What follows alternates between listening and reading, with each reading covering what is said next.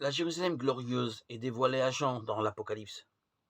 Elle est ceinte d'une haute muraille, mais percée de 12 portes, 3 à chaque point cardinal. Elle est donc à la fois délimitée et largement ouverte, dans toutes les directions. Loin d'être inaccessible, elle descend du ciel vers la terre. Comment mieux exprimer qu'elle est destinée à rassembler tous les peuples? Mais sur cette terre, il est difficile de s'ouvrir à la différence. Dans la Jérusalem concrète de la première communauté chrétienne, on se déchire à propos des croyants d'origine païenne.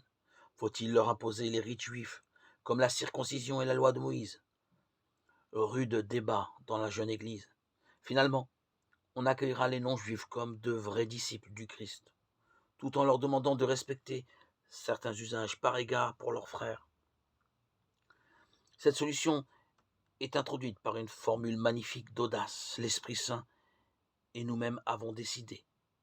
Quelle belle alliance entre la sincère recherche humaine de la vérité et la lumière venue d'en haut. L'Esprit Saint est le champion des ouvertures nécessaires et le garant du roc de la foi.